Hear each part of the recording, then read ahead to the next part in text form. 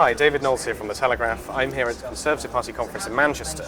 We're here to try and understand the Conservative Party's support for Ukraine. That's members, that's parliamentarians, and we're also speaking to Ukrainians who are present here. I interviewed earlier Lesia Vasylenko, a People's Deputy of Ukraine serving in the Verkhovna Rada for the Knowles party.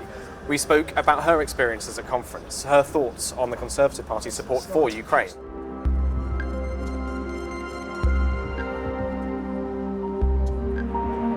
Lesia, thank you so much for your time today. Could you explain to us why you've come to Conservative Party conference here in Manchester? The Conservative Party conference, as the Labour conference for Ukrainians, is a major opportunity to tell our stories, to ram up more support for Ukraine, and to make sure that that we say thank you for the support that we have received already. What kind of conversations have you been having with British MPs? Are you encouraged by the level of support you're receiving? The support from the British people and the British members of Parliament who represent those people is huge. It's tremendous, not just in the amounts that Ukraine is receiving, but also in the fact that Britain is the example for the world to follow.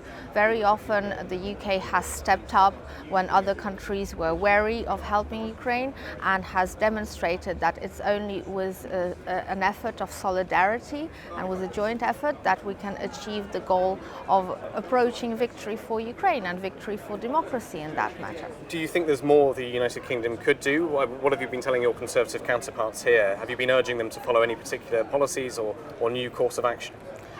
We need these policies to materialise much faster. And when I say these policies, we need a decision on the ability to use Russia's arrested assets that sit in the national banks of the UK and of the other countries as well. The UK here could again be the example to follow. We need a solution as to the companies that still continue to operate in the Russian markets and that are not being sanctioned by their own countries. In the UK, 73 British companies remain in Russia doing business as usual. So there must be some form of either sanctioning of these companies, or a form of where the revenues these companies receive in Russia go to the humanitarian efforts to help Ukraine. Moreover, we need also a decision on the tribunal against the Russian aggression. This tribunal needs to be set up. It needs to be set up not just with Ukraine's efforts, but with the international community's efforts. All the war crimes we are talking about today, the near famine situation in Africa and some of the countries in Asia and the Middle East caused by the grain not being able to be exported from Ukraine, that all started with Russia's aggression, which started back in 2014. And that crime of aggression needs to be definitely condemned, and there needs to be reprimands and responsibilities of Russia. And finally, what we are also asking our Conservative counterparts and the Conservative government is to start the dialogue of imagining what Russia will look like after it loses. It's not just about getting Ukraine to win and the victory for democracy, but it's also making sure that Putin's authoritarian regime has lost, and has lost for good. And with that loss and fall of the totalitarian regime, we would like to see a responsibility of the state of the Russian Federation, and we would like to see, a simple "I'm sorry" from the people of Russia to the people of Ukraine, but also the reparations that need to be paid out to the people of Ukraine and the government and the state of Ukraine for all the losses that have been incurred because of the war Russia is waging against us. So at conference, you feel like your voice, your voice is being heard? We hope that our voice is being heard here, definitely when we are having dialogues, bilaterals, just like you and I talking, or when we are addressing events, side events, fringe events. Of course, we are being heard while we are in the room. The task is then to make sure these words materialize into action, into concrete legislation, policies and action.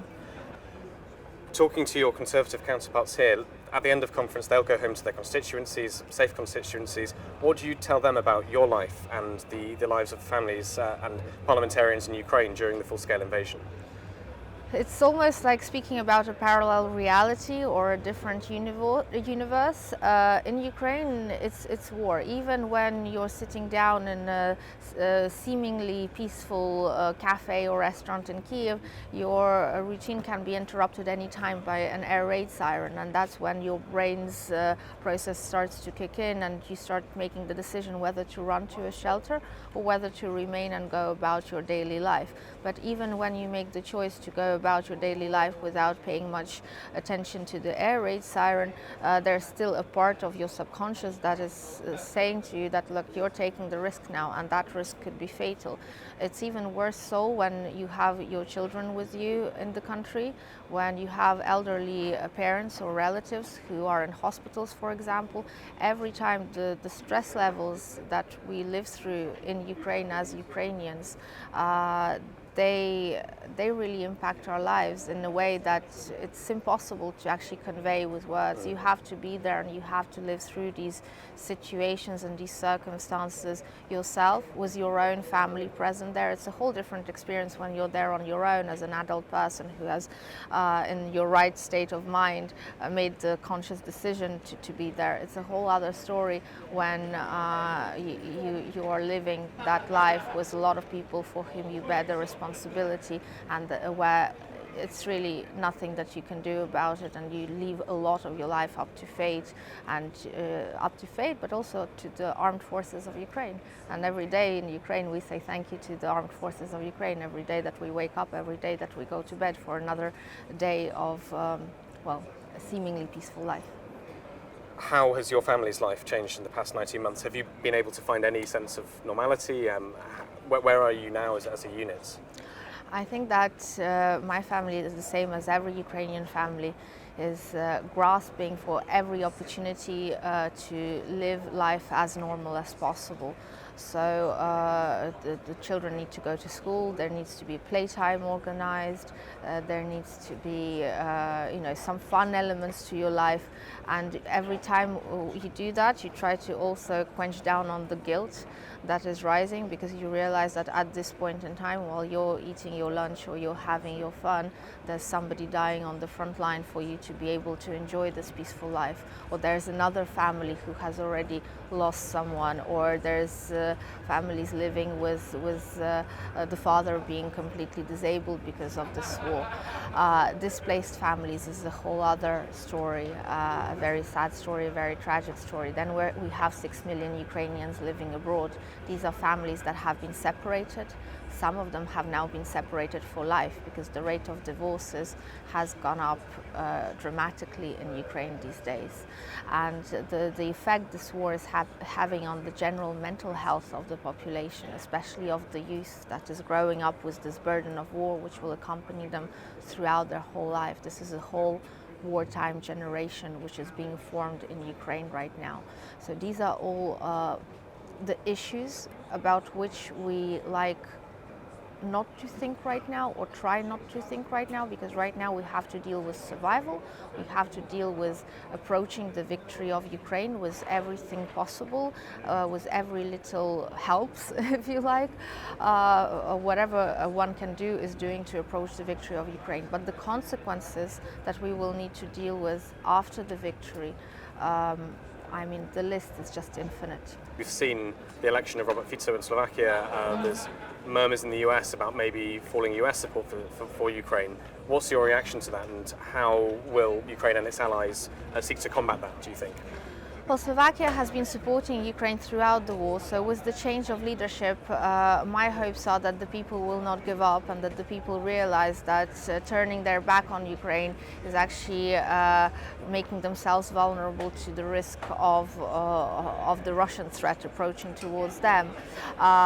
Whereas the US support, there's ongoing work through our diplomatic channels and through the leadership of our country to make sure that the support of the Biden administration does not waver, and that it is continued on a bipartisan level from all sides. At the moment we're talking only about the interim budget, and we're hoping that the fact that there's no Ukraine aid clause in the interim budget, that it will appear in the main budget, and possibly the military support at least is going to be increased for Ukraine.